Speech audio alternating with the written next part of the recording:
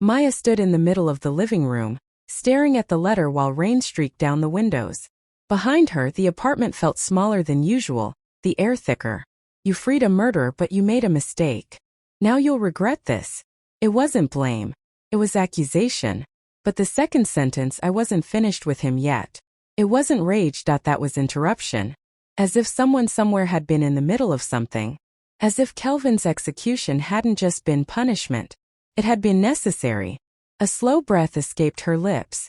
From the bedroom, Kelvin shifted in his sleep. A quiet exhale, calm/steady. The kind of breathing only someone truly at peace makes. He didn't know. Maya folded the letter fully and placed it on the kitchen counter. Then she walked to the front door and locked it. It was already locked. She checked it again. Anyway, deadbolt secure, chain secure. She moved to the windows, pressed against the glass, feeling the cold seep into her palm. The storm outside distorted the city lights, bending them into streaks of gold and red. She locked each window, then checked them again. It wasn't fear driving her, it was calculation. This wasn't random. This was someone watching the aftermath. Sudden crack of thunder shook the building. The lights flickered once from the bedroom. Kelvin stirred again. Maya. His voice was soft, half asleep. You coming to bed? In a minute, she replied. Her tone was steady. She turned off the living room lamp and stepped quietly into the bedroom. Kelvin lay on his side, one arm stretched across her pillow. His face looked younger when he slept, less marked by the past year. Less haunted. She watched him for a long moment and slept off. Morning arrived gray and heavy. Kelvin woke smiling faintly, stretching like someone unburdened. You didn't sleep, he said quietly, studying her face. Storm kept me up, he nodded, accepting it, but Maya was already somewhere else. After Kelvin left for work, she returned to the kitchen table and unfolded the letter again. Clear's throat, she studied the wording. I wasn't finished with him yet. Finished. That implied process continuation and objective not yet completed. Executions don't belong to random observers. They belong to system unless someone outside. The system needed it to happen. And then something clicked. If someone felt interrupted, then Kelvin's death had benefited them and his survival threatened them. Maya grabbed her coat. The precinct was quieter than usual. She didn't tell anyone what she was looking for.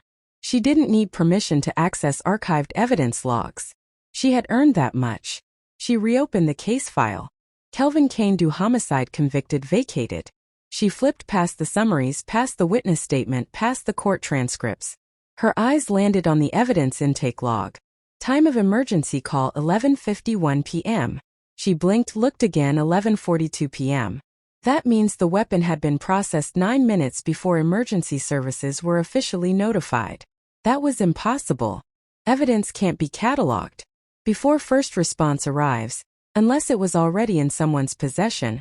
Her chest tightened slightly. This wasn't a typo error. Everything else in the report was precise, clean, ordered. She leaned back slowly in her chair, staring at the temp. The storm outside had followed her to the city. Rain tapped against the precinct windows just like it had at home. And suddenly the letter made sense. You freed a murdered. No, you interrupted something. Her gaze hardened because this will changed everything. That wasn't a mistake. That was control. The fluorescent lights above the visiting room hummed in a monotonous, almost threatening rhythm. Maya adjusted the strap of her shoulder bag. Her badge tucked safely underneath her jacket and walked toward the reception desk. I'm here to see Morris Cross, she said, her voice steady but slightly clipped. The guard, a tall man with tired eyes, tilted his head. Morris, you mean? He's dead. 2 weeks ago. Maya froze. The words didn't register immediately. She blinked and for a second the room seemed to tilt. Dead. 2 weeks ago. Her voice was sharper this time. Yeah, the guard said casually, shrugging as if it were the most ordinary thing in the world. Found in his cell. Staff said it was a heroin overdose. Guess he didn't have the patience to wait for parole. Her heart skipped.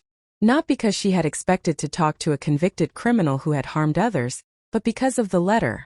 That precise, deliberate letter. If Morris was dead, he couldn't have written it. She turned slowly, almost mechanically, and walked out to the parking lot.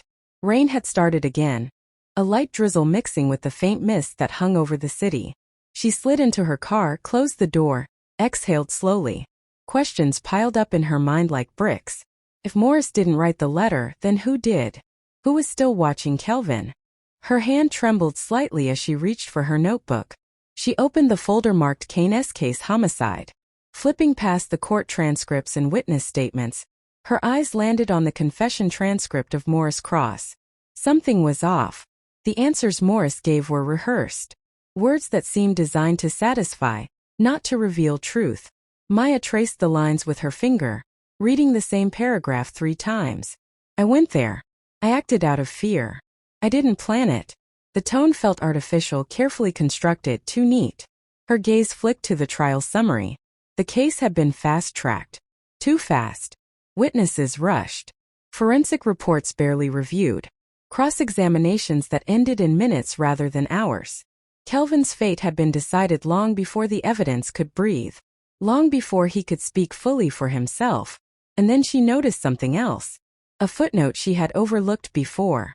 The original lead investigator on Kelvin's mother's case, Detective Duke Ray, had been abruptly transferred the week after Kelvin's arrest. No official reason, no explanation. Just gone. Maya closed her eyes, the pieces starting to form a picture she didn't want to see. Someone had engineered the system. Bending timelines, manipulating witnesses, controlling who spoke and who disappeared. Kelvin had been convenient. Too convenient. She started the engine but didn't move. The rain pattered against the windshield, steady and relentless. Kelvin's face flashed in her mind, calm and unaware at home. As if nothing from the past year had touched him. She knew better because the past wasn't done with them. That evening she returned home quietly, trying not to alarm Kelvin. But he noticed her silence immediately.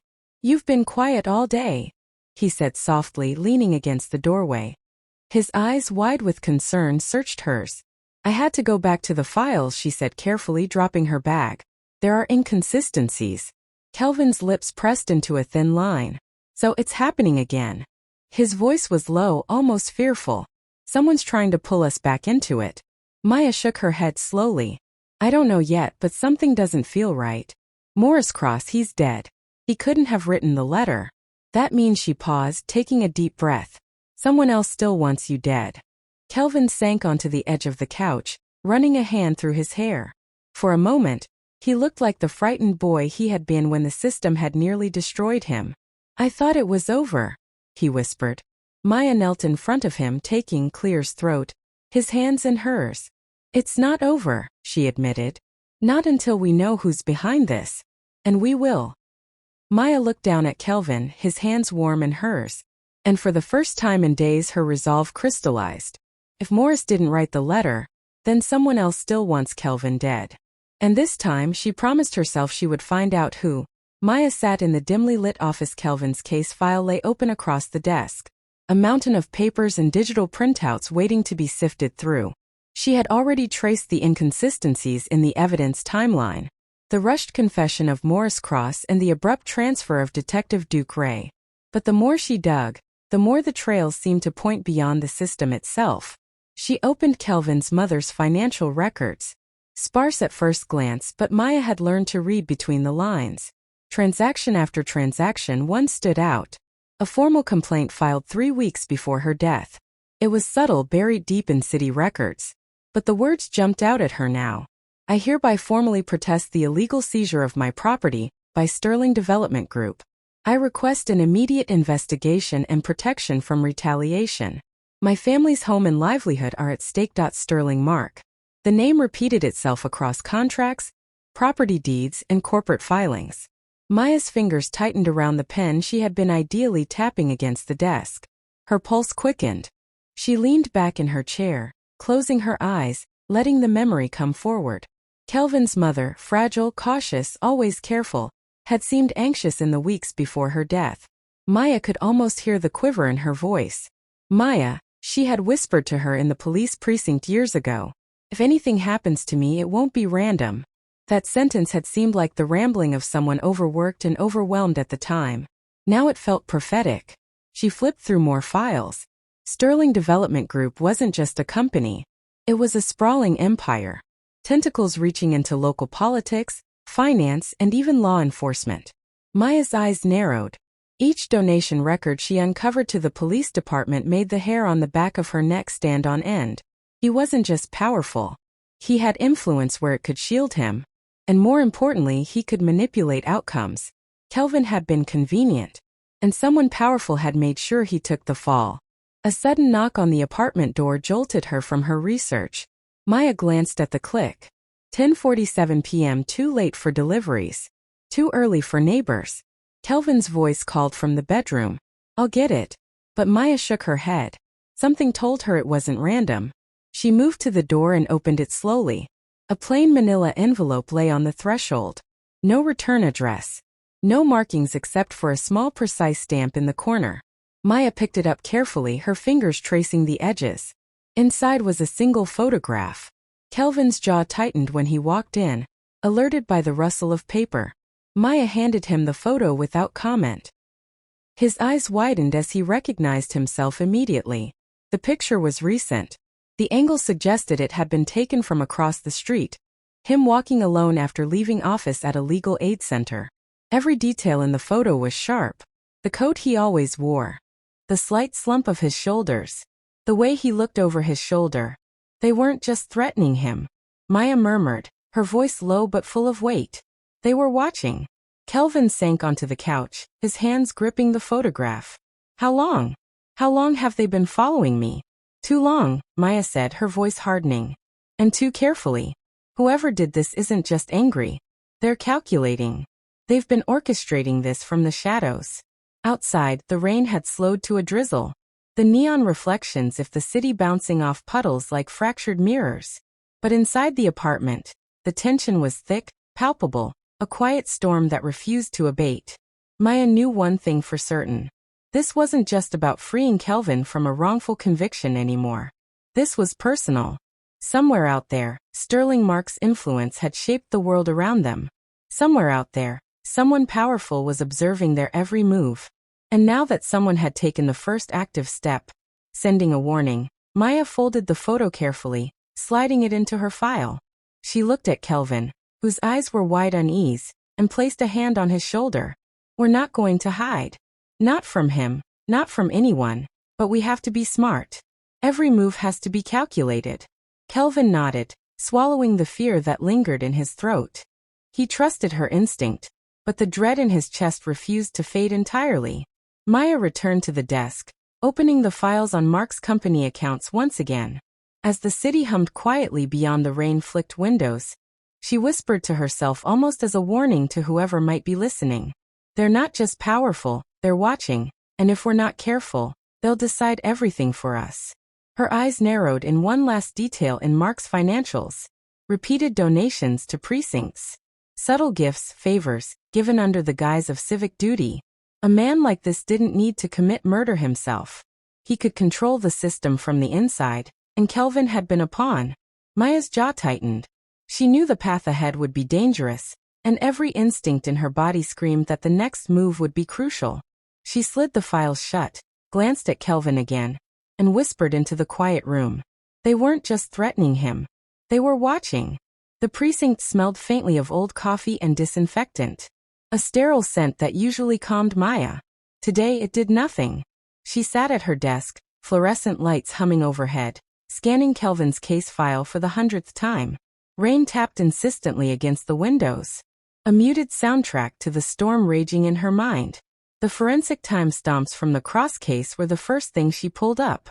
Evidence logs. Chain of custody forms. Digital entries. She checked the times again. 10:42 p.m. weapon logged. 10:51 p.m. emergency call received. Her stomach tightened. She had seen this before, but now it wasn't just a discrepancy. It was a pattern. Someone inside the system had preemptively processed evidence, as if Kelvin's fate had been decided before anyone even knew what happened. Maya leaned back, rubbing her temples. Then she traced the handling authority on each entry, each signature. Every line led to the same name. Detective Duke Ray. She frowned.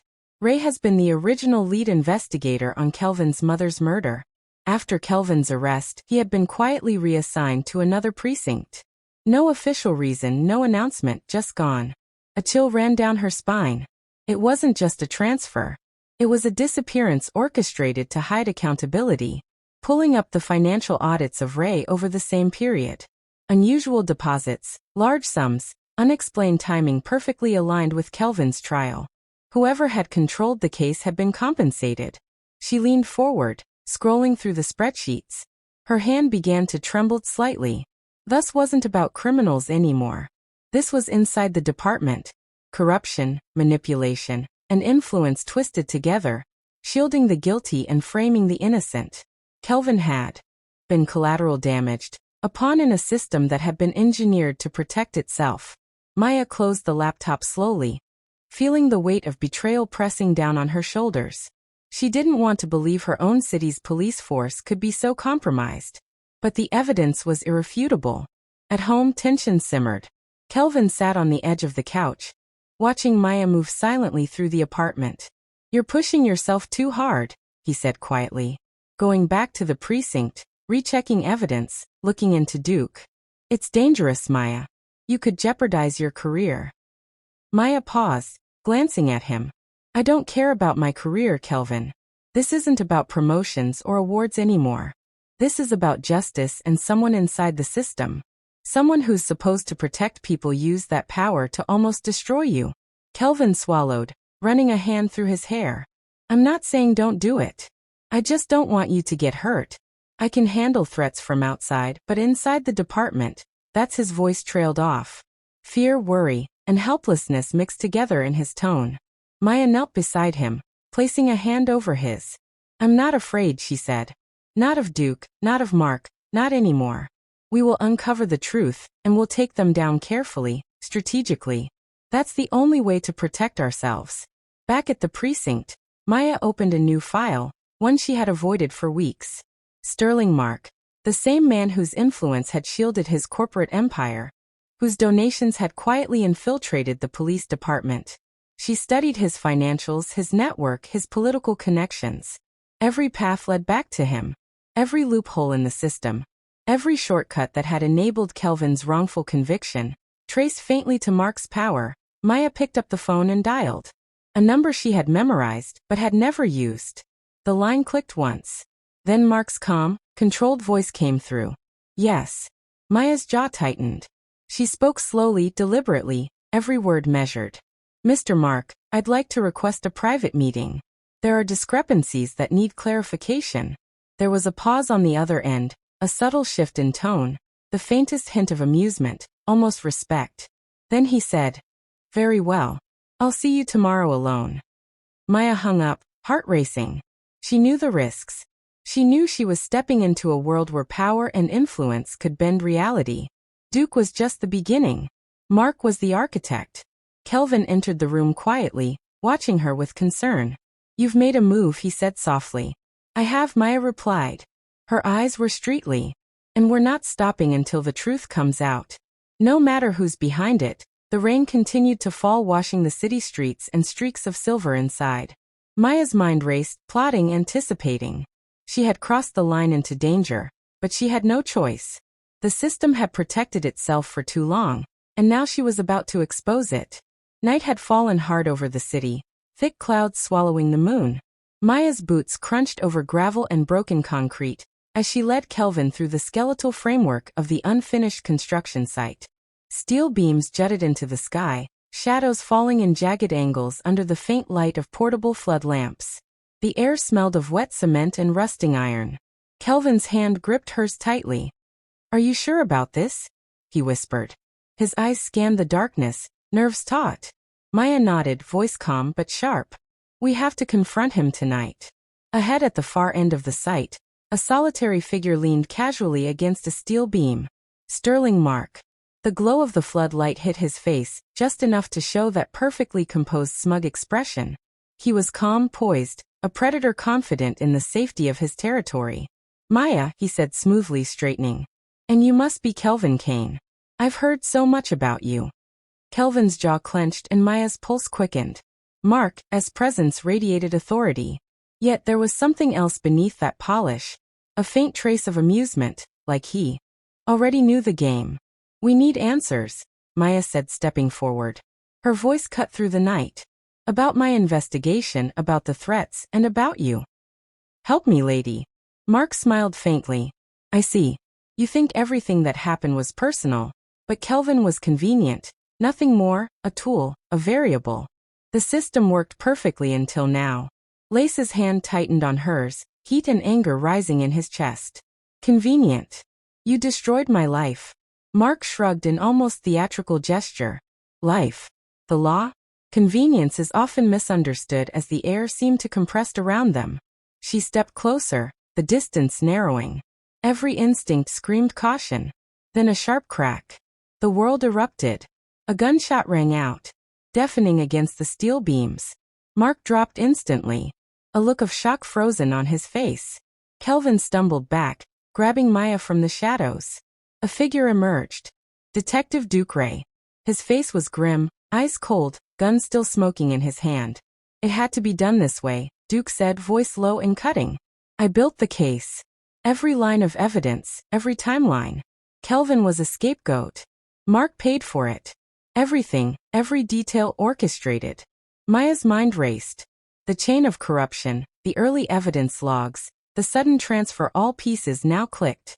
Mark wasn't just a participant. He was the architect. Why? Maya demanded, anger and disbelief twisting in her chest. Control, Ray said simply, stepping back. Not money, not greed, power, influence, the ability to bend the system, decide outcomes, make people convenient. Kelvin's eyes were wide, frozen between horror and disbelief. Maya's hand went to her hip, fingers brushing the radio she had subtly activated earlier. Sirens wailed in the distance, growing louder. Ray's eyes flicked toward the sound. A belief pause, and then he ran, melting into the shadows of the construction site. Leaving chaos behind, Maya stepped forward cautiously, keeping Kelvin close. Mark groaned faintly, still conscious, but she knew help was moments away.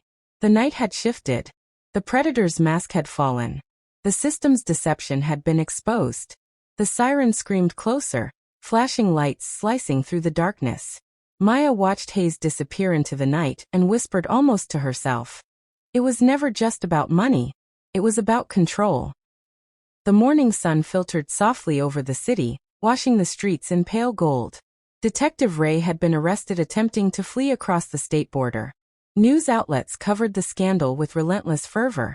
Internal investigations into the police department, Mark's financial corruption, and the exoneration of Kelvin Kane. If stories like this keep you thinking long after the end, subscribe for more real-life mysteries where one small moment changes everything.